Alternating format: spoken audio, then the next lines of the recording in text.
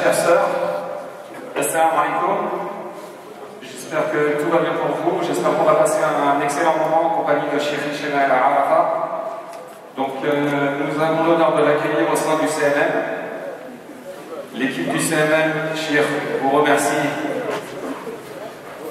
pour votre présence et pour avoir accepté notre invitation. Donc pour ceux qui ne connaissent pas Cheikh Hichem en fait est diplômé de l'Université islamique de Riyad en Arabie Saoudite. Il est directeur de l'Institut islamique de Usuluddin à Saint-Denis. Il est lui-même conférencier et acteur au sein de la communauté musulmane de France depuis 30 ans. Donc 30 ans de terrain. Il a une connaissance de toutes nos problématiques en matière de mosquée, en matière au niveau de nos générations, de nos jeunes, de nous en tant que jeunes parents. Et bien sûr concernant aussi les problématiques qui se posent au niveau de l'enseignement. Donc sans plus attendre, je vais vous laisser la parole, Cheikh. بسم الله الرحمن الرحيم الحمد لله رب العالمين والصلاة والسلام على خاتم المرسلين وعلى آله وصحبه أجمعين ومن تبع هداه إلى يوم الدين وأشهد أن لا إله إلا الله يتولى الصالحين وأشهد أن سيدنا ونبينا وحبيبنا ومعلمنا وقائدنا محمدا عبده ورسوله بعثه الله بالحق بشيرا ونذيرا وداعيا إلى الله بإذنه وسراجا منيرا بلغ الرسالة أدى الأمانة جاهد في الله حق جهاده صلى الله عليه وسلم وعلى آله وصحبه ومن سار على هديه إلى يوم الدين. إخواني الأعزاء، أحييكم بتحية الإسلام وتحية الإسلام السلام عليكم ورحمة الله تعالى وبركاته.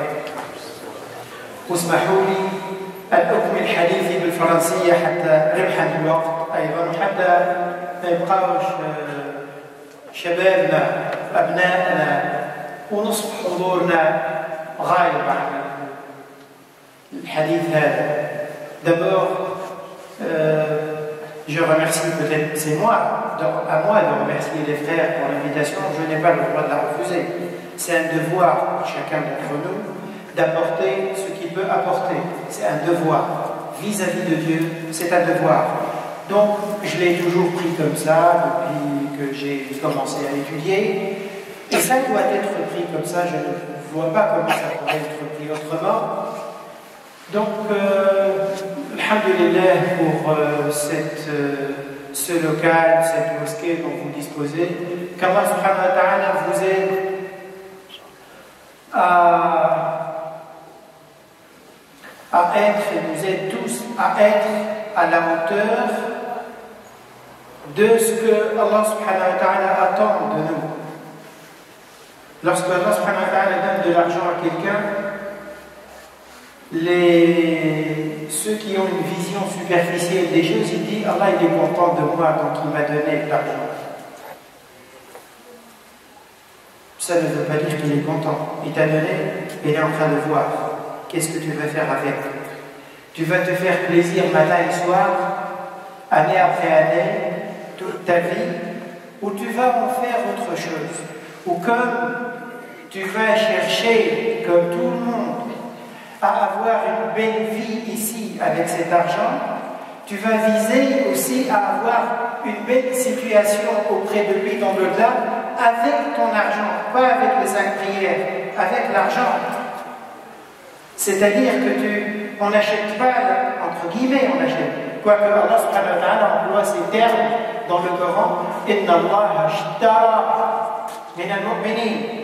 Ashtara, c'est lui qui a acheté. Nous, on ne va pas acheter le paradis avec nos 5 prières, les lectures du Coran, le jeûne du Ramadan. Allah subhanahu wa ta'ala veut qu'on l'achète le paradis avec ce qui nous est cher, avec notre argent. Aussi, comment? Eh bien, c'est simple. Essayez de vous rappeler ce que vous avez entendu sur ce minbar-là des années et des années de la vie des compagnons, de l'attitude des compagnons, ce qu'ils ont fait, ce qu'ils ont dépensé, ce qu'ils ont donné à Allah subhanahu wa ta'ala pour mériter le rang qu'ils ont atteint. Donc, Allah subhanahu wa ta'ala, j'espère qu'il fasse qu'on soit à la hauteur de ce qu'il attend de nous à travers tout ce qu'il nous a donné. Comme il donne l'argent à certains et il attend en retour pour voir qu'est-ce qu'on fait avec, et bien, salle comme celle-ci, un espace comme celle-là, une mosquée comme celle-ci, il attend aussi de cette mosquée, mais de toutes les mosquées que nous n'avions pas il y a une quinzaine, une vingtaine d'années, eh bien, Allah subhanahu wa ta'ala attend pour voir qu'est-ce qu'on va faire avec. Et je vais revenir un peu dans cette introduction par quelques points un peu désordonnés à ce qui a été évoqué par le frère Karim en disant que j'ai une trentaine d'années sur le terrain. Effectivement, je suis en France depuis 1982, l'année où j'ai terminé mes études. Quand j'ai mis les pieds ici, ce qui m'a motivé, c'était de finir un cursus d'études que je n'ai pas pu finir là où j'étais. Mais parallèlement à ça, j'ai appris pendant quelques années, j'ai eu un diplôme, 4 ans, un cursus universitaire classique. Eh bien, ce que j'ai appris, pour moi, c'est pas comme quelqu'un qui a fait des études de physique, de maths, d'astronomie, d'informatique. Il a eu un diplôme pour aller travailler avec. Même si, je pense, que même celui qui a un diplôme en maths, en physique, en chimie, etc., il ne doit pas l'utiliser uniquement pour gagner de l'argent. Il doit l'utiliser pour se rapprocher de Dieu aussi. Eh bien, j'ai compris que ce que j'ai appris, ce que j'ai étudié, eh bien, je vais l'utiliser. Je vais en donner la zakat. Et donc, je me suis trouvé depuis 1982 jusqu'à aujourd'hui à peu près, imam. Dans différentes mosquées, j'ai fait le tour de la couronne, la région parisienne. 1982 jusqu'à, comme j'ai dit, quelques mois. Mais je me suis toujours 32 ans. Donc j'ai vu nos mosquées depuis toute petite salle de prière, des appartements aménagés, des locaux de chalet, jusqu'à ces mosquées que nous connaissons. J'ai vu l'évolution. Mais ce qui m'intéresse personnellement, parce que je pense que ce qui est le plus important, ce n'est pas l'évolution physique, matérielle. Comment on est passé de 4 pièces aménagées en salle de prière en une grande mosquée, comme certains l'appellent mosquée cathédrale. C'est pas ça ce qui est plus important. C'est l'évolution de nos mentalités, nous musulmans. D'où on est parti, vers où, à quoi on est arrivé. Qu'est-ce qui s'est passé en nous? Qu'est-ce qui a changé en nous? Bien sûr, il y a beaucoup de choses à dire. J'ai vu les mosquées quand je suis arrivé ici, je ne parlais qu'en arabe, du début à la fin. Et dans les débuts des années 90, bien que je suis d'origine d'un pays ex-colonie française, c'était pas ma tasse de thé, la langue française. J'ai fait un bac lettres, c'était pas vraiment ce que j'appréciais le plus, et pas ma matière préférée. Mais bon, par la force des choses, dans le début des années 90, quand j'ai commencé à voir des frères africains qui venaient de me demander de faire une petite traduction de ce que j'ai dit en arabe, et j'ai commencé à faire un effort, je bégayais, je cherchais le mot, je me cassais la tête, mais je sentais que c'était un devoir. Il fallait que je le fasse. Eh bien, je vais m'y mettre. J'ai vu donc cette évolution de public exclusivement arabophone, exclusivement immigrés venant de l'étranger, comme moi, comme ceux qui sont venus, qui sont nés ailleurs, à ce public qui là maintenant est hétérogène et mixte, arabophone et francophone, et bon, ça en arrêtant sur ces langues visibles, et un public aussi qui est né ici. Mais au-delà de ça, comme j'ai dit, ce qui compte, c'est surtout ce qui s'est passé dans nos têtes. dans nos mentalités. Et c'est ça ce qui est important à voir. Vous savez, il y a quelques années, j'habitais dans une ville et la mosquée la plus proche de chez moi était une petite salle de prière il y a 5 ans.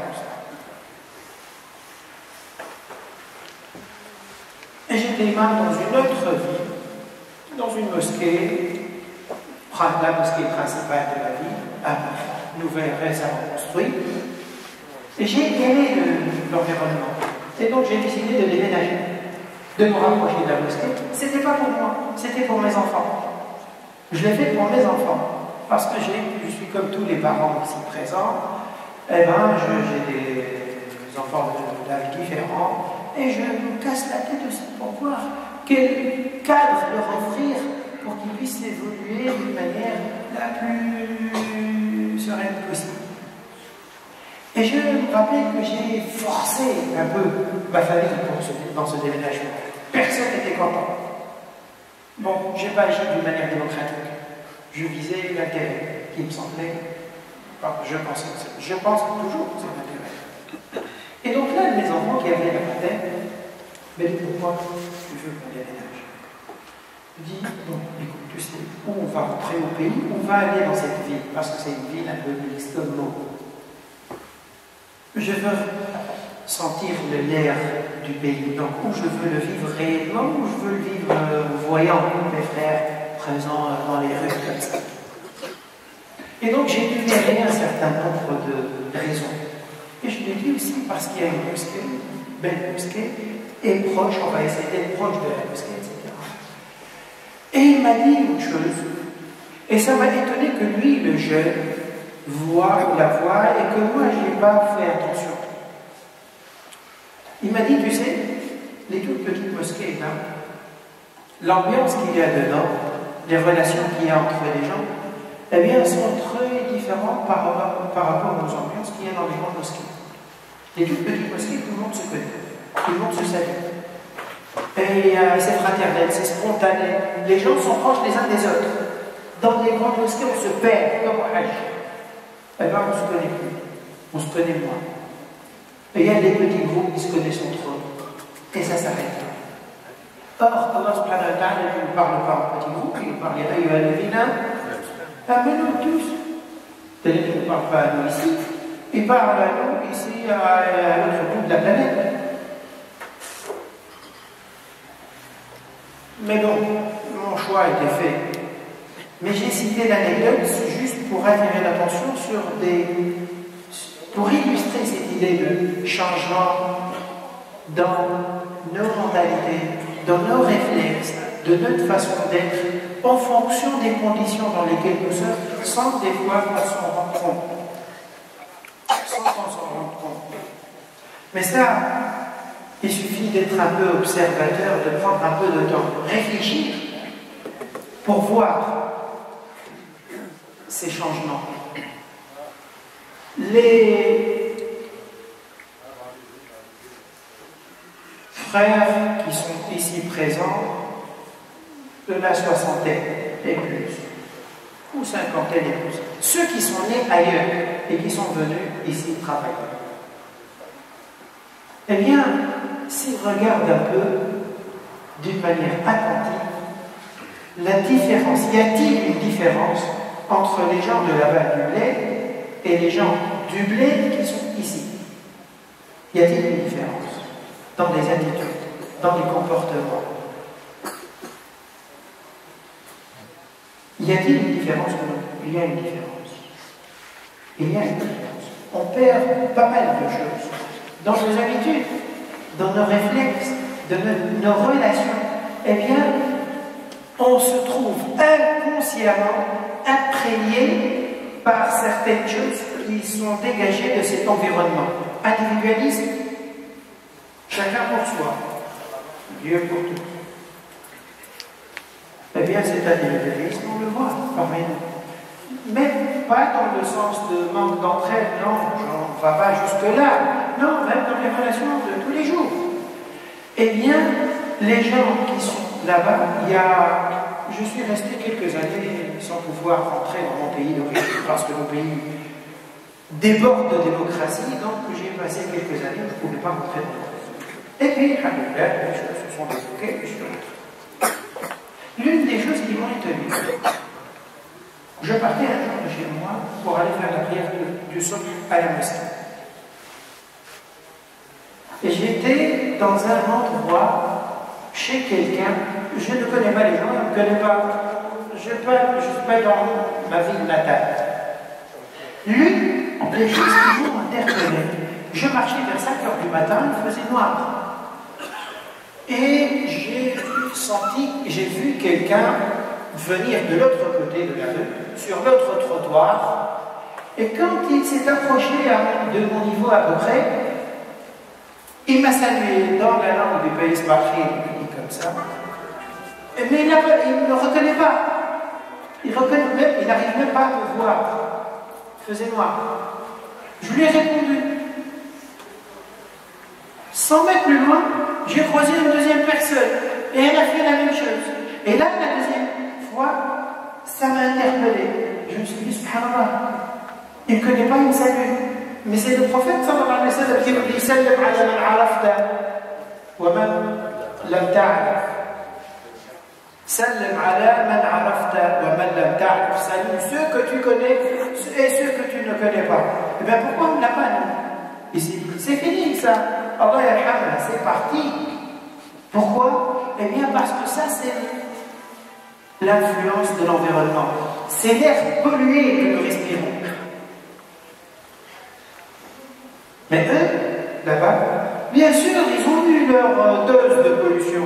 Mais il y a des choses qui sont encore présentes. Mais la pollution continue son chemin. Tout cela pour vous dire que c'est bien, mes frères et mes sœurs, que chacun d'entre nous essaie de casser la routine dans sa tête et dans sa vie et ne pas faire toujours les mêmes choses de la même manière et prendre un peu de temps et réfléchir. Se dire, est-ce que ce que nous faisons c'est bien comme ça? Il n'y a pas mieux, on ne peut pas faire mieux. Et qu'est-ce que je suis en train de faire? Alhamdulillah, c'est bien d'être dans cet état d'esprit de remise en question. Donc je disais que ça fait un peu plus d'une trentaine d'années que je suis présent dans des mosquées et que je suis dedans et j'ai vu l'évolution de nos mosquées. Et c'est dans cet esprit-là que j'ai voulu aborder avec vous ce sujet qui a été avancé. Quel projet pour nos mosquées aujourd'hui? Parce que j'ai remarqué que la plupart de nos frères engagés dans les mosquées, comme Allah les récompense, bien sûr, ils ont fait un effort considérable, mais chaque musulman, conscient qu'il n'a de compte à rendre qu'auprès que devant Allah subhanahu wa ta'ala, chaque musulman conscient de ça, il n'est jamais satisfait de ce qu'il a fait. Il va être comme ça. Il va se dire, alhamdulillah pour ce que j'ai fait, qu'est-ce qu'il reste encore à faire? Eh bien, ce que j'ai remarqué, ce qui est tout à fait naturel, normal, c'est que la partie matérielle des mosquées nous a pris pomper toute notre énergie. Et donc, inconsciemment, on s'est trouvé focalisé sur cet aspect-là. Construire, une fois construit, quand on arrive à la fin, on se sent déjà fatigué. Et le problème, c'est que nous, on sent qu'on est fatigué et le travail n'est pas fini. Je dirais même qu'il n'a pas encore commencé. On se sent encore avec de nouvelles tâches. Parce que cette mosquée-là, il faut l'entretenir, il faut lui payer ici, payer ça, payer ça, etc. Sur le plan purement matériel. Mais encore, les choses deviennent encore un peu plus vastes lorsqu'on se tourne vers l'autre aspect de la mosquée. Parce qu'une mosquée construite comme ça, qu'est-ce que ça veut dire? Ça veut dire qu'on a fini? Non.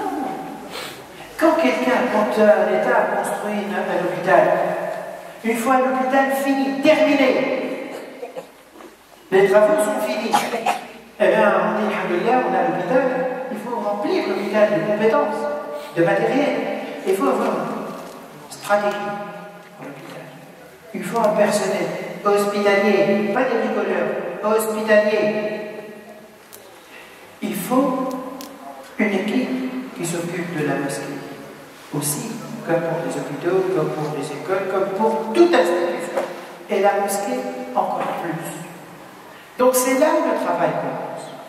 Et c'est là où, logiquement, la réflexion doit commencer.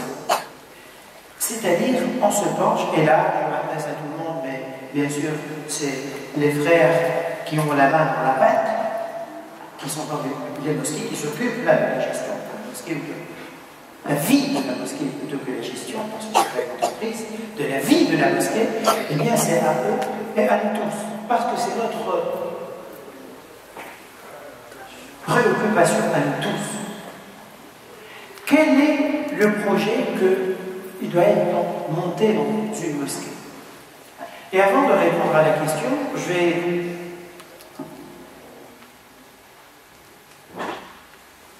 d'abord poser une autre question. Qu'appelle-t-on un projet? C'est quoi un projet? Est-ce que donner des cours d'arabe, par exemple, pour des enfants, même s'ils deviennent 5 000, 10 000 élèves, est-ce que ça, c'est un projet complet pour la mosquée, ou c'est un bout, une partie? Est-ce donner des cours d'arabe, même si on leur ajoute des compléments, des accessoires, des cours d'éveil à la fois, des cours sur l'islam, etc. Est-ce que c'est ça le projet de la mosquée? Organiser des activités de toutes sortes, avoir un planning sur l'année où on a des conférenciers qui passent les uns après les autres, etc., tous les week-ends, etc. Avoir un calendrier rempli comme ça. Est-ce que c'est ça un projet pour la mosquée? Comment évaluer si on est en train d'avancer vers le projet ou non? Comment on sait qu'on est en train de s'approcher de nos objectifs qu'on a fixés ou non? Le nombre, avoir des cours, se dire tiens, tel jour il y a eu 5 000 personnes, tel autre jour il y a eu une conférence, il y a eu 10 000 personnes. C'est ça, par le nombre? Eh bien non, c'est pas comme ça, c'est pas ça le projet. Et c'est pas ça, comme ça qu'on l'évalue. Alors c'est quoi un projet alors? Comment le définir? Comment définir un projet? En 1949,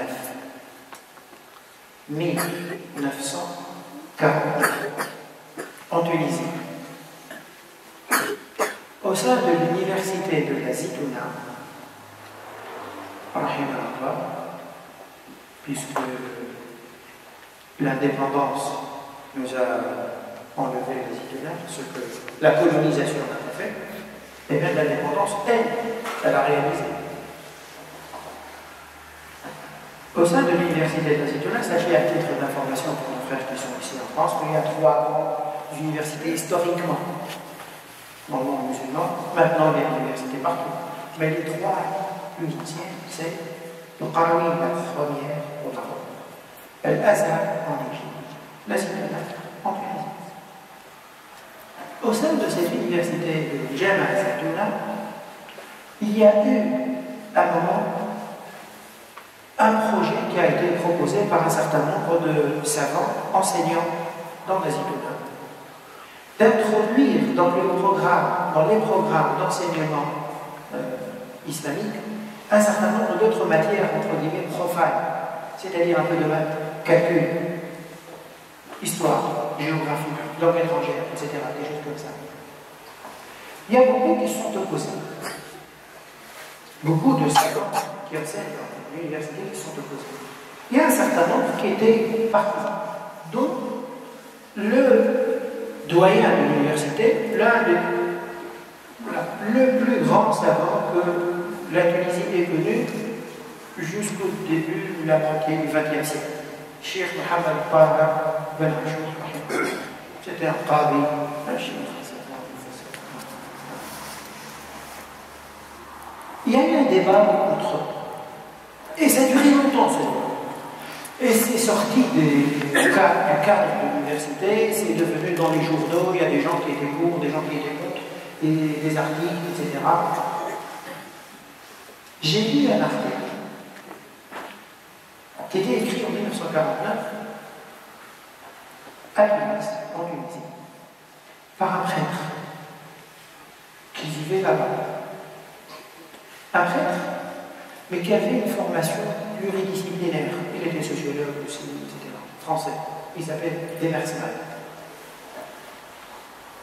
Ça, c'est une longue histoire, ce genre de profil. Il y a une institution qui existe en Tunisie jusqu'à aujourd'hui qui s'appelle IBLA, Institut des Belvédères. Il y en a comme ça un peu partout. Au Caire, plusieurs, à Damas, etc. Plusieurs. Des budgets, des universitaires qui sont là-bas et qui étudient à la loupe la société. À la loupe. J'exagère pas, c'est à la loupe. Et qui ont des publications régulières. La publication de cet institut s'appelle aussi le nom de l'institut. C'est une revue qu'on peut trouver ici à l'Institut du monde arabe, pour celui qui est curieux et veut élargir son horizon, et bien il peut aller voir. Des étagères entières comme celles qu'on utilise là pour l'écriture, remplies des numéros du début du premier jusqu'au dernier. Et ça porte sur l'étude de la culture, de la Tunisie, du pays, de tout. Et puis après, la culture islamique d'une manière générale. Ce Demersman-là a écrit un article dans lequel il apporte une réflexion sur cette question. Introduire ou non des matières profanes au sein de la zikna. Ce n'est pas son problème, mais il a donné une analyse. Écoutez juste le titre de son article. Pas le contenu, le titre. Quel homme la Tunisie veut-elle former pour demain? Dans son article, il dit pour choisir telle ou telle matière à inclure ou non exclure, eh bien, avant de parler des matières, il faut d'abord discuter et définir quel est l'homme qu'on veut avoir plus tard. Eh bien, c'est ça le début de la réflexion sur un projet. Comment définir un projet? Par où rentrer? Donner tel cours, pas tel cours, faire telle matière ou pas ça, telle activité ou pas telle activité. Non. Il faut commencer d'abord par des bases. Quel homme veut-on former?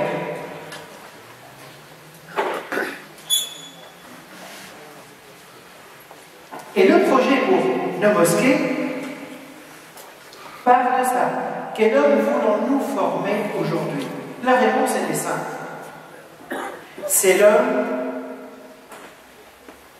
que le prophète sallallahu alayhi wa sallam a formé lorsqu'il est arrivé. C'est ça. Si on veut avoir un projet pour notre mosquée, je parle, comme je dis notre mosquée, là où je me trouve, je pense que c'est notre mosquée à tous. Donc je ne parle pas de celle-ci, je parle de notre mosquée.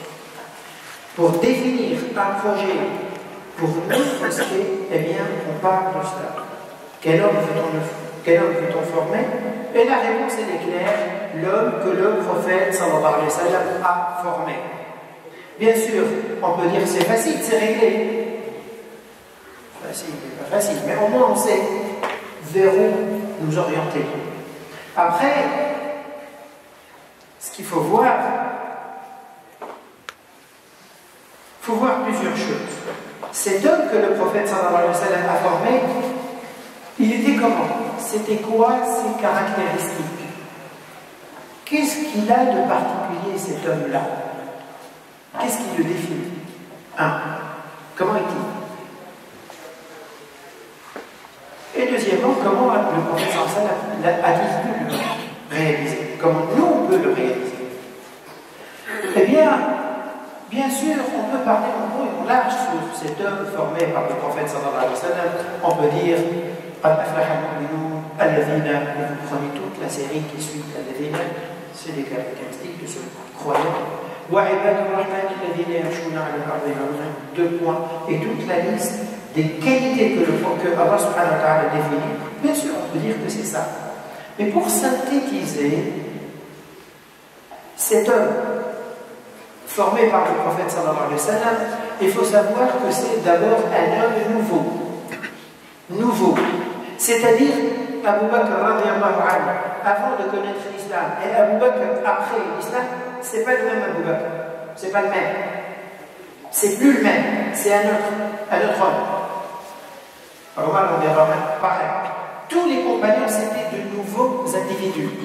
Eh bien, pour nous aussi, notre projet, il doit avoir ça comme objectif. Si on veut avancer, eh bien, il faut qu'on vise à former de nouveaux individus que nous sommes. On peut dire, c'est-à-dire, j'ai 20 ans de va-et-vient vers cette mosquée, et maintenant tu me dis que tout ce que j'ai fait est faux, il faut que je recommence. Non, c'est pas faux, je ne dis pas que c'est faux. Avant, j'étais dans la routine. Maintenant, on va viser la vie. Je vais essayer de devenir quelqu'un de nouveau, quelqu'un de vivant. Et ne dites pas, c'est que ça. C'est ça. Vous savez, quand on prend la peine de réfléchir, eh bien, on peut voir que les gens peuvent changer. Vous savez, il y a une cassette vidéo. C'est intéressant à la regarder. C'est intéressant de la faire regarder à nos enfants, à nos familles, etc. Le lion du désert. Vous voyez qui c'est? Omar al-Mukhtar, rahimahullah. C'est le résistant libyen qui a tenu tête 20 ans face à la colonisation italienne. Omar al-Mukhtar, rahimahullah, c'était une personne qui avait mon âge, 60 ans. Il faisait quoi? Il donnait des cours de mémorisation du Coran, il apprenait le Coran à des enfants sous les arbres. 60 ans. Il menait un train quotidien de la vie habituel. Il faisait son devoir. Et un jour, il voit débarquer des armées. Il a compris que c'est fini maintenant. Maintenant, ça c'est autre chose. On va faire bien sûr le Coran, mais maintenant il y a une autre obligation. Il y a un autre devoir. C'est faire face à celui qui veut nous occuper notre terre. Celui qui veut occuper notre terre. Et ce Omar al-Mukhtar, à 60 ans, il est très âgé. Il est âgé. Il change de tête, de profil, de vie. Et devient quelqu'un qui vit tout le temps dans les trous, dans les montagnes. Imaginez, 70 ans, il se cache dans les trous, dans les grottes. 80 ans, on l'a arrêté, il avait 80 ans, on l'a tendu, il avait 80 ans. 20 ans, juste un événement, il lui a changé, métamorphosé un individu. Eh bien, le fait de sentir la responsabilité vis-à-vis de Dieu, ça peut changer un individu.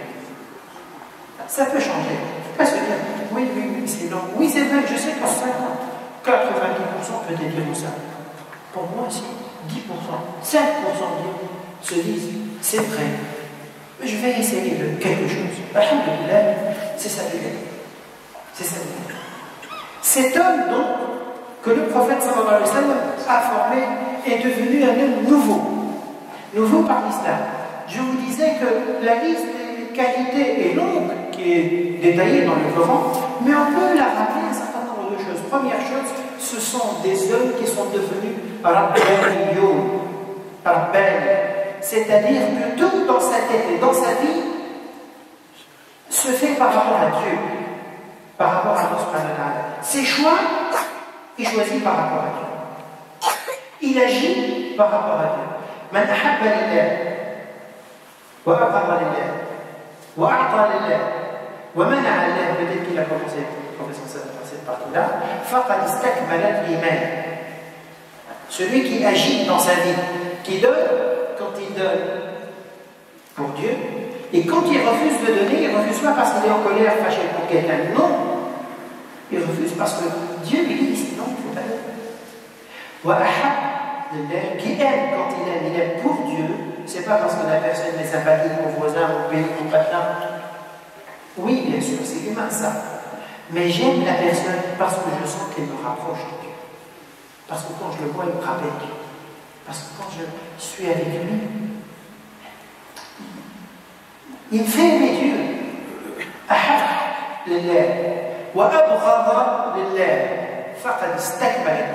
Eh bien, ces compagnons du prophète sallallahu alayhi wa sallam, l'une de leurs caractéristiques fondamentales, c'est la rabbaniya. C'est qu'ils sont devenus des gens où tout dans leur vie se fait par rapport à Dieu. Leur choix, leurs préférences, ce qu'ils aiment, ce qu'ils n'aiment pas, ce qu'ils côtoient, ce qu'ils ne côtoient pas, la famille, des liens nouveaux avec des gens étrangers mais avec lesquels ils partagent la même foi, sont devenus plus forts que leurs liens familiaux. Rabbani. Deuxième, qu'est-ce qui découle de cette Rabbani? Il découle une chose importante, c'est que quand on lit le Coran, quand on lit la Sira, la vie des compagnons, on sent qu'ils ont une chose. Leur objectif ultime, final, qu'est-ce qu'ils aimeraient bien avoir? Eh bien, savoir que Allah subhanahu wa ta'ala est satisfait d'eux. Ils aient l'agrément de Dieu. Ce qu'ils visent d'avoir, c'est le Jannah. C'est le Jannah, le paradis. C'est pas faire des choses sur terre, c'est le paradis. C'est Abu Hurayra, il me semble que c'est Hurayra, je ne sais pas. Le prophète sallallahu alayhi wa sallam l'a vu un jour planter des implants dans le sol, dans la terre. Il dit Hurayra, elle أدلك على دراسة خير من هذا. Veux-tu que je te montre une autre espèce de plante meilleure que celle-ci? Elle lui dit oui, je veux bien. Il dit Subhanallah, walhamdulillah, wa la ilaha illallah, wallahu akbar. Vous voyez, tu dis ces 4 phrases. Allah te donne un arbre au paradis. Un arbre au paradis. Subhanallah, alhamdulillah, la ilaha illallah, Allahu akbar. Dans la tête des compagnons, ils étaient preneurs de ça. Ils étaient férus de ces choses-là. Tout ce qui rapproche du paradis. Tout. C'est le fruit de leur rabbani. Une autre caractéristique de ces compagnons, de cet homme nouveau que le prophète sallallahu alayhi wa sallam a formé, ce sont devenus des hommes, et c'est lié avec la rabbani bien sûr, des gens qui ont vécu, qui avaient vécu un lien fraternel qui n'a jamais connu d'égal dans l'histoire. Une fraternité sans égal. C'est des gens étrangers les uns aux autres. Et pourtant, ils sont devenus un seul corps.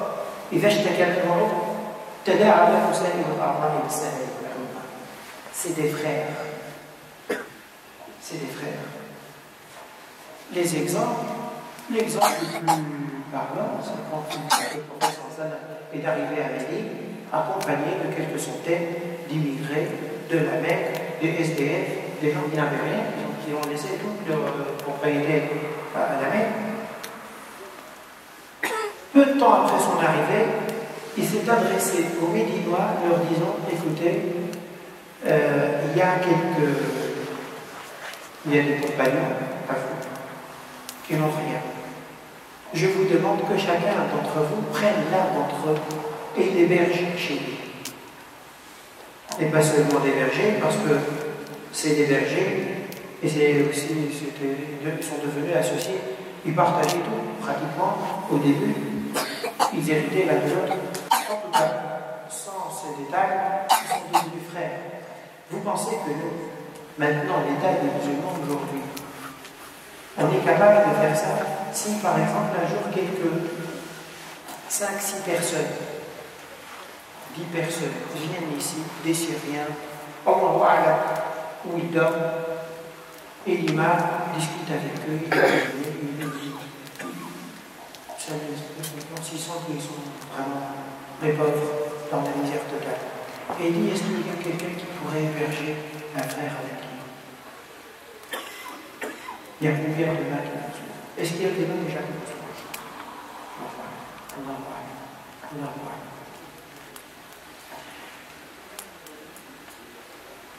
Je parlais tout à l'heure de la différence de ceux les réflexes de ceux qui ont vécu là-bas, au bled, et ceux qui ont vécu ici. Il y a 2-3 ans, un jour, quelqu'un est venu me voir. Il voulait savoir comment on fait pour se convertir, devenir musulman. Et je lui ai posé quelques questions comme ça d'habitude, depuis quand vous avez commencé à réfléchir à l'islam. Qu'est-ce qui vous a interpellé particulièrement, etc. Et donc il m'a dit une chose. Il m'a dit, j'ai 34 ans. Il m'a dit, j'ai 34 ans.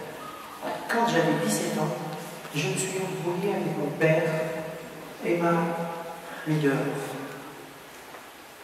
Je me suis trouvé dans la rue. J'ai un ami algérien, maghrébin, d'accord. J'ai un ami, je lui ai parlé,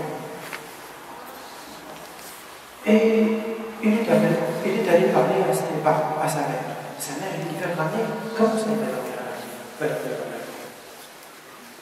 Il est venu me dire, viens dormir à la maison. Et j'ai dû dormir chez eux. Il disait, j'ai passé un mois. Le hajj, il disait ça comme ça. Lui, le français, il dit le hajj, parce qu'il a pris ce terme-là dans ce contexte-là. Le hajj, en parlant de la mère de son copain, elle me traitait comme son fils, comme ses enfants. Elle m'avait mis des vêtements régulièrement. Elle était dans la piscine, j'avais mon lit, elle me servait à manger. Je me suis senti chez moi, j'étais mieux que chez moi. Il m'a dit, au bout d'un mois, après, je me suis réconcilié avec mon père, je suis rentré à la maison. Mais cette scène-là, je ne l'ai jamais oubliée. Jamais oubliée. Il m'a dit, maintenant, ça fait 7 ans que je gêne le mot du ramadan. Il n'était pas encore musulman. Quand il est venu, il n'était pas encore musulman. Mais il a 7 ans, le mot du ramadan. Qu'est-ce qu'il a marqué? Eh bien, le geste de quelqu'un qu'il a appelé chez lui, qu'il a hébergé chez lui.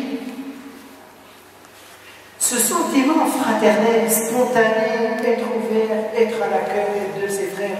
Alors je ne dis pas de le faire avec des gens qu'on ne connaît pas, mais des gens qui se côtoient dans une mosquée matin et soir, année après année, après année, après année, si on reste des années sans se connaître même par nos prénoms.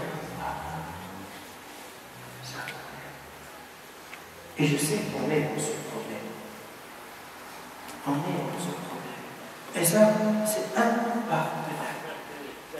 C'est à nous de nous casser la tête, de faire des efforts, de se dire, ces barrières n'ont pas à rester. Nous, on se plaint, nous, tous présents ici, on se plaint que nos pays, on pouvait passer du Maroc à la Mauritanie, à la Tunisie, Sénégal, Algérie, la Libye, sans frontières ni rien. Et je ne sais par quel chétan est venu, et il a mis des cloisons entre nous. On se plaint des cloisons. Oui ou non? On se plaint de quoi, de nos cloisons? Eh bien, pourquoi nous faisons entre nous les individus? Pourquoi nous on se plaint des autres? Faisons sauter les cloisons entre nous d'abord. Et des cloisons futiles. Futiles, bien sûr. Celles-ci, elles sont faites par l'habitude, comme ça, par l'inattention. Mais bon, le musulman ne peut pas rester dans l'inattention toute sa vie. Il se réveille, il prend conscience. Ces compagnons, cet homme nouveau que le professeur Hassan a formé, est un homme particulier, particulièrement fraternel. Alors, je vais accélérer un peu pour arriver justement à nous, notre situation. Comment peut-on arriver, nous, aujourd'hui, dans nos mosquées, à former un homme nouveau qui s'inspire de cet exemple du prophète sallallahu alayhi wa sallam?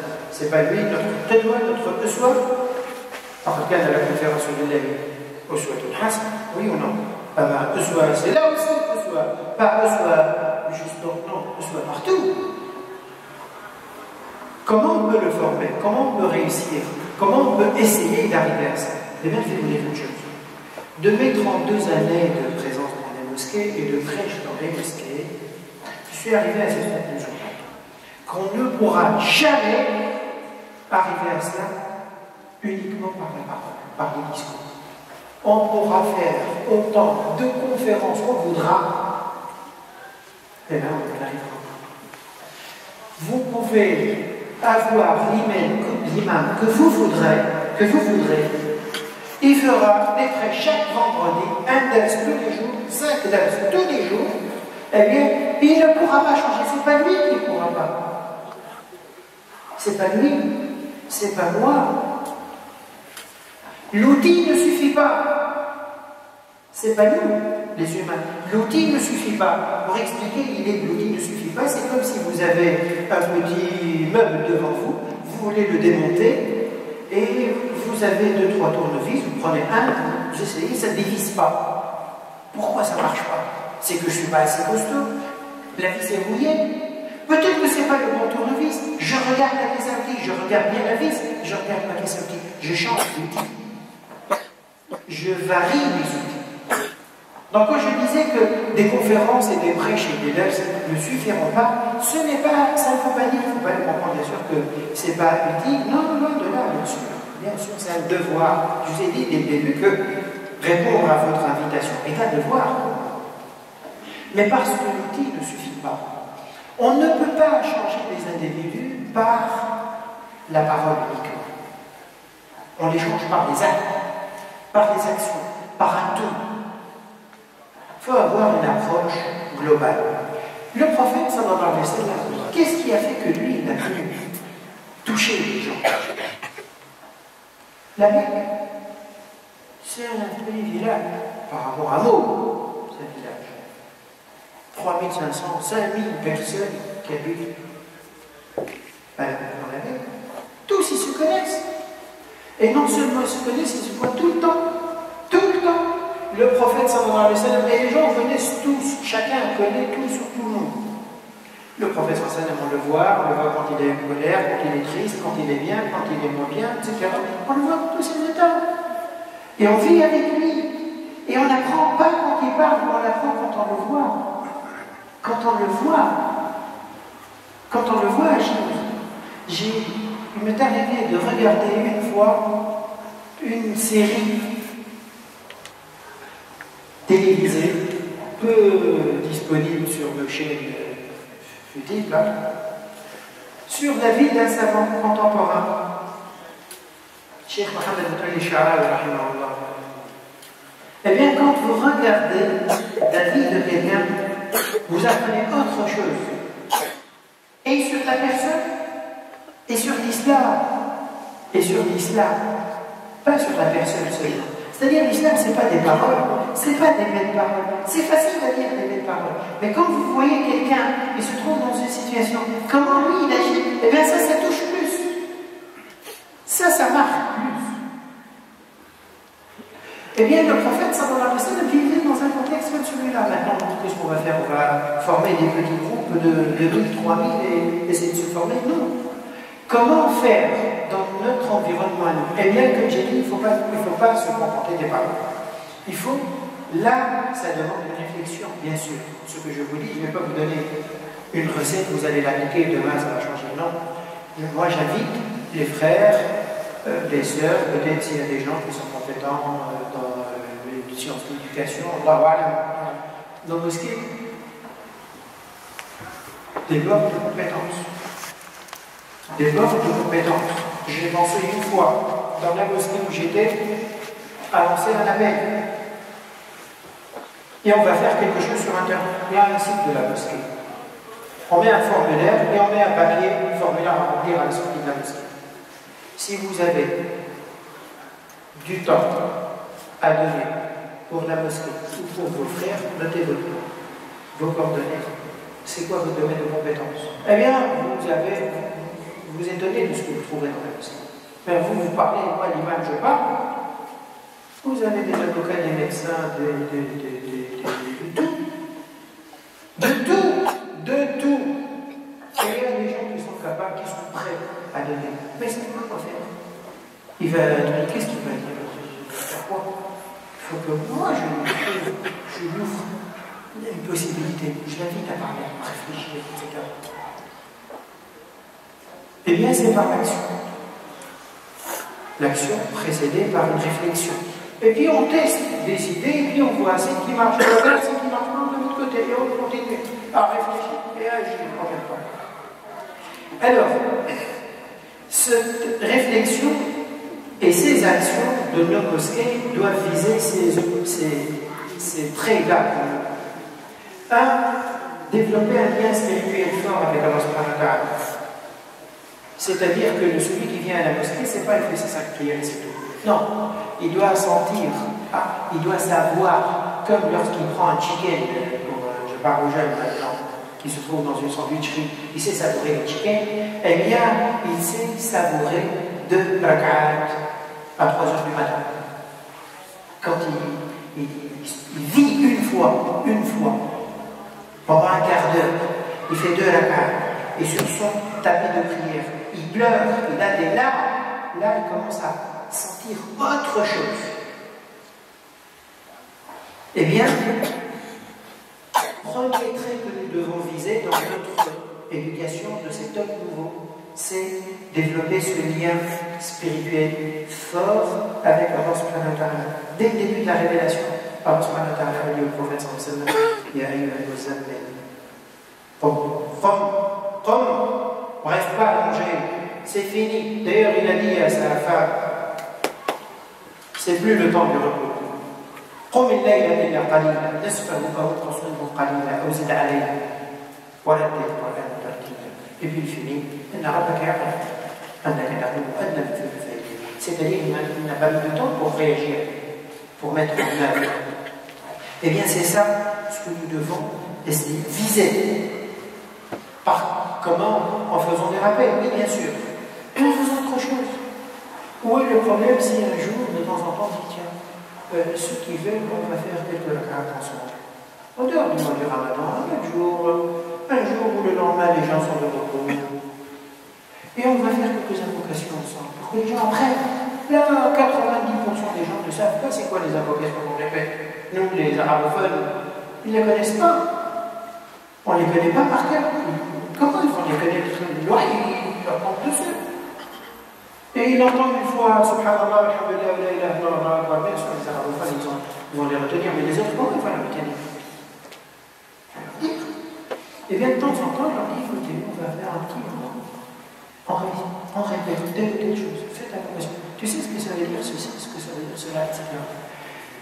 Un premier trait, lien spirituel fort avec Allah subhanahu wa ta'ala. Deuxième trait important, développer un lien fort entre nous, fraternel. Et je vais donner tout de suite quelques temps, juste quelques minutes après, quelques exemples de moyens pour développer ce lien fort. Troisième point, trait qu'il faut viser dans cet homme nouveau, c'est développer en nous l'esprit de service. Qu'est-ce que ça veut dire l'esprit de service? Ruh al-khidma. Être au service des autres, de Dieu. Rendre service, faire le bien, développer cet esprit de service. Vouloir faire pour son frère. Les jeunes ici, vous savez, j'avais lu il y a quelques temps une initiative faite par une association à la mer.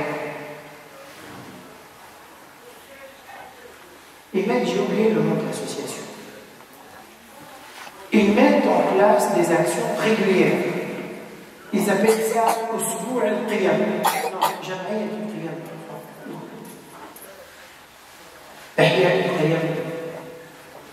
C'est une association qui lance des campagnes chaque semaine sur quelque chose, une pratique de l'islam. Birr al-walidayn. Et bien, birr al-walidayn, comment on va le vivre? Ou ليس منا من لم يوقر صغيرنا يوقر كبيرنا ويرحم صغيرنا ويأمر بالمعروف وينهى عن المنكر. ليس منا من لم يرحم صغيرنا ويوقر كبيرنا.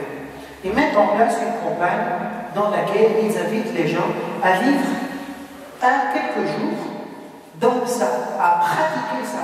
C'est quoi? Être plus attentif, prendre soin des personnes âgées. Puisque je vais devenir moi, même moi qui a 15-16 ans, eh bien, 50 ans plus tard, je vais être comme celui qui a mon père. Là. Et donc j'aimerais bien que quelqu'un prenne soin de moi et ne jette pas comme ça dans sa partie. Une campagne. Et là, on fait c'est des petits gestes, rien du tout. Viens, je parle avec lui, je prends ses chaussures. Où est le problème? Ça va me rabaisser? Ça ne me rabaisse pas. Ça m'élève. Ça m'élève. Ça ne me rabaisse pas. Être développé en nous cet esprit de vouloir être au service les uns des autres, les frères les uns des autres, être nous au service de la mosquée, être au service des autres, être au service de Dieu. Et chercher et se casser la tête, je vais vous donner encore 2-3 exemples un peu plus tard. Et dernier trait qu'il faut viser dans ces deux nouveaux, c'est occuper son temps par des choses utiles. Ne pas laisser de temps libre. المال والفراغ والجدة مفسدة للمرء أي مفسدة disait un poète arabe. L'argent, la jeunesse et la disponibilité à avoir du temps libre comme ça, le temps libre. Ces trois-là, quand quelqu'un les a, eh bien il court à sa perte. S'il est jeune, il a de l'argent, il a du temps libre, il ne va pas faire du bien avec ça. C'est un cocktail Molotov, ça. Le temps libre, il faut l'exploiter, il faut le remplir. Et ça, je ne parle pas des jeunes. Je parle des jeunes, je parle de ceux qui sont retraités, je parle de ceux qui ne travaillent pas. Qu'est-ce que ça veut dire, j'ai du temps libre comme ça? J'en fais rien, j'en fais quoi? Rien. Comment ça, rien? Il y a 1000 choses que je peux faire. Pourquoi, par exemple, dans nos mosquées, il ne peut pas y avoir des petits cours pour apprendre l'alphabet? J'ai croisé un jour, ici, en France, à Aubervilliers, dans une librairie, une dame qui avait 84 ans. Elle était en train d'acheter un livre.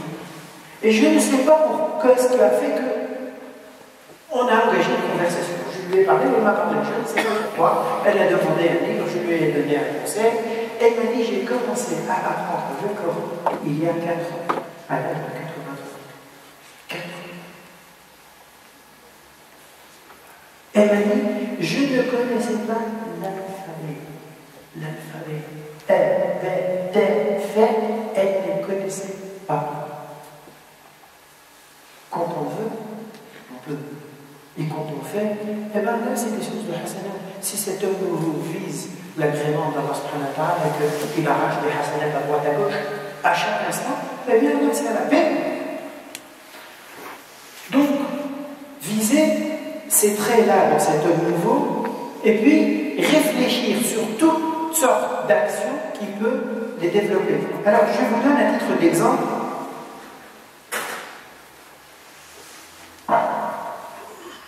des choses à faire.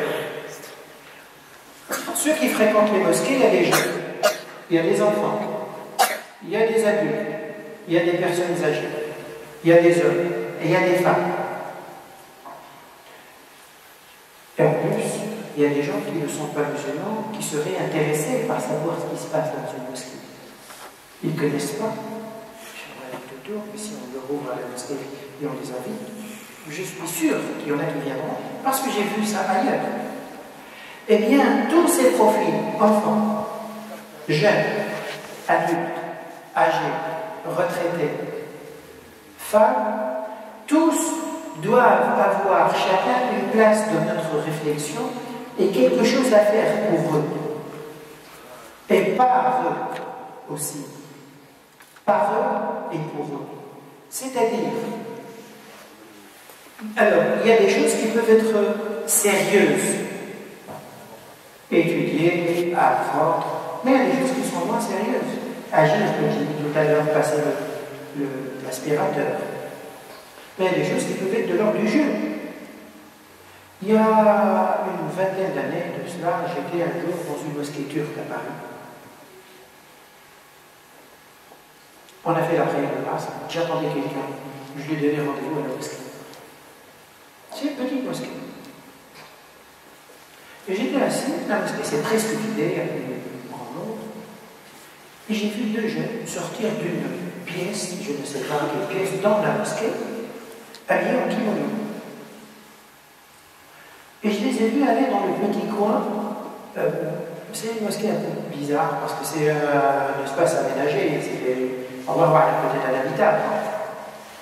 Ils sont rentrés dans l'endroit où la partie où l'imam se tenait, pas le mihrab, mais là où il y a le mihrab, même pas. Et ils ont tiré un rideau. Le rideau était là déjà. Ils ont tiré un rideau et ils se sont mis à jouer, à s'entraîner à jouer derrière le rideau. Je ne vous dis pas de faire ça. Déjà, comme ça, on est suspect. Si on se met à s'entraîner à la mosquée, on voit des dégâts. Problème. Mais ce que j'ai apprécié dans ce que j'ai vu, il y a 20 ans, c'est que les gens ne se sont pas dit « Ah non, mais c'est incompatible avec la mosquée. Ah non, la mosquée, il faut qu'il soit tranquille, franchement, etc. » Oui, qui a dit le contraire qu'il ne faut pas qu'il y ait franchement dans la mosquée? Mais la mosquée, il doit y avoir une fille, tout doit être dans la mosquée. Où est le problème? Et alhamdoulilah, maintenant, les mosquées sont grandes, il y a toutes sortes de salles, d'espaces, de sous-sol, de sur-sol, de tout ce que vous voulez. Il y a tout. Eh bien, on peut prévoir plein de choses. Où est le problème qu'il y ait des choses qui attirent les enfants, des bébés foot, quelque part, une table de ping-pong, quelque part, qui se plie, qu'on range, et il n'existe plus. Et puis, quand c'est fini la prière, eh bien, on la sort. Et puis, on choisit un ou deux jeunes qui sont un peu, qui ont la tête sur les épaules, on leur dit, écoutez, vous faites vos hasanats maintenant, c'est là. C'est là. Pour que les jeunes qui viennent, eh bien, ils peuvent s'amuser, puis ils sont là, et voilà, c'est une bonne ambiance. Et quand c'est l'heure de la prière, ils prient pas, quand ils entendent l'évêque, écoutez, les jeunes, maintenant, on va faire la prière. Donc, celui qui prie vient, celui qui ne prie pas, il entend, on arrête le jeu, puis on reprend tout de suite après. Pause prière. Vous pensez que ça ne fait rien? Mais c'est comme ça qu'on touche les gens. C'est juste par des prix. C'est pas que par la parole. C'est pas que par la parole. La parole, ça s'adresse à un public. Mais il y a d'autres publics qu'il faut viser par d'autres. Et même le public visé par la parole, lui-même, il faut lui varier. Tout public tous ceux qui viennent à la mosquée, toute catégorie de gens, doit trouver quelque chose qui l'occupe et qui l'apprécie. C'est-à-dire celui qui rentre à la mosquée, eh bien, il doit se sentir chez lui. Il n'a pas envie de sortir d'ici. L'endroit dans lequel il se sent le mieux sur terre, c'est c'est pas ça. Eh bien, pourquoi les meilleurs endroits aimés par Allah subhanahu wa ta'ala, on ne fait pas en sorte qu'ils deviennent les meilleurs endroits, qu'ils deviennent les meilleurs endroits pour nous? Eh bien, il faut qu'on fasse qu'ils deviennent les meilleurs endroits, sans leur manquer, bien sûr, à leur rôle. Bien sûr, je suis conscient parfaitement conscient de ça. Mais il faut qu'on les rende des endroits agréables, où quand on rentre, on veut vraiment rester. On ne veut pas sortir. Presque on nous chasse. Et il n'y a presque pas de raison qu'on nous chasse. Mais chez nous, presque on est chez nous. Eh bien, c'est ça le rôle de la mosquée. C'est ça le sens de la réflexion de la mosquée. Je vous disais développer des liens fraternels, par exemple. Et je parlais des prénoms tout à l'heure. Où est le problème si, de temps en temps, c'est même pas de temps en temps, moi je dirais après les prières où il y a moins de monde, eh bien on fait une sunna. On forme un petit cercle et on fait un tour de cercle comme ça de nos prénoms. Par contre, les chers je fais ci, je fais ça, je viens de 2, 3 enfants plus point. Et je passe à l'autre. Et puis deuxième, troisième, quatrième. Si on fait ça quelques centaines de fois, on finit par se faire très tous. Où est le problème? On peut dire, mais attendez, pourquoi on se connaît? Il y a des RG, il y a des, je ne sais pas quoi, RG ou R, ce que vous voulez. Où est le problème? c'est leur problème, ils se débrouillent, ils cherchent les infos, ils les auront, ils n'ont pas besoin de ce que nous faisons. Ils les ont. Ils les ont tous. Et il n'y a rien à cacher comme ça. Il n'y a rien à cacher. Rien à cacher. Lorsque on apprend par exemple dans une mosquée qu'un frère est tombé malade, au lieu de quelqu'un de sa famille vient Cheikh, fais la dua, s'il te plaît, avec la prière. Oui, d'accord. Mais aussi, l'imam il lance un appel. Il y a notre frère, c'est qui d'ailleurs? C'est un tel, oui, il habite tout là-bas. Eh bien, il demande à sa famille, est-ce qu'on peut aller le rendre visite? Il est dans quel hôpital? Et puis il dit, voilà, si quelques frères, on ne va pas aller toute la mosquée, on va remplir l'hôpital. Non, mais ce serait bien qu'on s'organise et on aille nous rendre visite. Pour nous, c'est bien. Tu pars de chez toi, voir un malade, tu rentres chez toi, tu es escorté de 70 000 anges qui t'accompagnent à l'aller et au retour. Qui de nous se passe de ça? Qui de nous n'a pas besoin de ça? On attend que ça se fasse comment, ça? On l'entend dans les rappels et dans les photos, bien sûr, mais il faut que ça devienne une réalité. Donc mettons-nous, cherchons-nous des moyens pour le remettre en place. Quelqu'un qui déménage, eh bien pareil. Bien sûr, ici, il va appeler une société dédiée à ça. Je vous parlais du blé. Dans nos blés là-bas, eh bien, il n'y avait pas ça. Il n'y avait ni taxi, ni société de déménagement, ni rien. Il y a la rahma. Il y a la rahma. Et la rahma, c'est le joker. Ça, c'est un couteau suisse. Ça répond à tout. Les voisins là-bas, quand quelqu'un dit à son voisin 2-3 jours après ou le lendemain, il dit, tu sais, hier, j'ai passé une nuit blanche, mon fils ou ma femme a accouché à 3 heures du matin, j'étais obligé d'aller à la et tu t'as fait quoi? Je sais pas, j'ai appelé un taxi. Tu es non, par exemple, maintenant, il y a des taxis. Vous savez qu'est-ce qu'il va lui dire sans doute? T'as appelé un taxi. Je t'ai fait du mal. Je t'ai fait du mal un jour, à tel point que tu n'as pas voulu venir me demander. Parce qu'il semble que le fait qu'il n'ait pas venu lui demander, c'est qu'il y a un problème. Autrement, normalement, quand j'ai besoin de quelqu'un, je vais voir le voisin, le proche. S'il te plaît, je vais à l'aéroport. Tu me déposes à l'aéroport? Bien sûr. Les gens fonctionnaient comme ça. Déménagement. On marche dans la rue, on voit quelqu'un qui est en train de charger, décharger. Eh bien, les passants, ils vont s'arrêter. Ce n'est pas les voisins. Les passants vont s'arrêter et vont donner un coup de main. Parce que c'est ça. C'est ça la rahma. C'est ça la fraternité. C'est ça l'islam. C'est ça l'homme nouveau que l'islam a formé. Et c'est ça l'homme nouveau que nous devons nous ressusciter. Et nous ne pouvons le ressusciter qu'à travers nos mosquées. Qu'à travers nos mosquées. Je sens, Allahu A'lam, je finis sur des réflexions vrac comme ça, mais comme j'ai dit, je vous invite à réfléchir. Je vous invite à vous rapprocher des uns des autres et discuter, etc. Ça ne fait pas de mal du tout, au contraire. Au contraire. Eh bien, c'est bien, mes frères et sœurs, de vous dire, on a vécu comme ça des années et des années. Ça peut être bien d'essayer autre chose. D'essayer maintenant de vivre autre chose, de vivre vraiment notre islam. On va commencer à un petit noyau de 10, 15, 20 personnes et qui va petit à petit d'éteindre sur la mosquée et qui va donner peut-être, Inch'Allah, un exemple à d'autres. C'est ça le sens de la réflexion. Le projet pour nos mosquées, c'est former un homme nouveau. La question, c'est comment? La réponse, début de la réponse, c'est pas par les paroles et les discours, c'est par des actions. Et c'est là où il faut se pencher et réfléchir et creuser et mettre en place et chercher des actions. بارك الله فيكم. أسأل الله أن يعطينا الهدى هدى وأن يرزقنا اتباعه وأن يرينا الباطل باطلا وأن يرزقنا اجتنابه وأن يغفر ذنوبنا وأن يستر عيوبنا وأن يطهر قلوبنا وأن يختم بصالحات أعمالنا وأن يتوفانا وهو راض عنا. اللهم اجعل خير أعمالنا خواتيمها وخير أعمالنا أواخرها وخير أيامنا يوم نلقاك يا أرحم الراحمين. يا رب اجعل جمعنا هذا مرحوما وتفرقنا من بعده معصوما، ولا تجعل فينا ولا بيننا شقيا ولا محروما، إنك سميع مجيب.